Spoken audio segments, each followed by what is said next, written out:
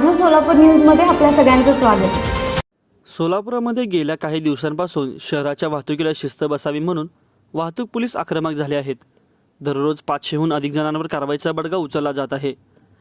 शनिवारी 528 केसेस करून त्यांच्याकडून 5,86,700 रुपयांचा दंड वसूल करण्यात आला। यामध्ये मोबाईल फोनवर बोलत जाताना चालवताना 72 जणांना महागात पडले, त्यांच्या खिशाला मोठा भुर्दंड पडला।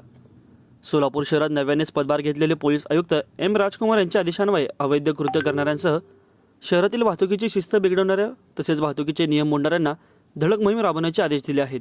त्यानंतर वाहतूक शाखा झडून कामाला लागली आहे। दररोज 500हून अधिक केसेस दाखल होऊ लागले असून शासकीय तिजोरीमध्ये लाखोंचा दंडही जमा होऊ लागला आहे। यामध्ये दंड महत्त्वाचा नसून वाहन चालकांना शिस्त लागावी हा हेतू सांगण्यात आला आहे।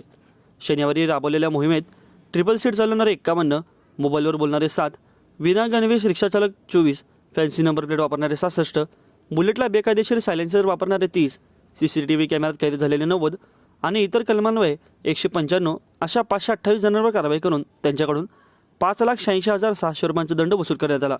सदरची कारवाई ही यापुढेही चालू राहणार असं शहरवासियांना वाहतुकीच्या नियमांचे पालन करावे, दंड वेळेत भरावा, तो पुन्हा नाही भरल्यास अधिक भुर्दंड बसू शकतो, असे पोलीस निरीक्षक तानाजी दराडे, धनाजी शिंगाडे यांनी सांगितले।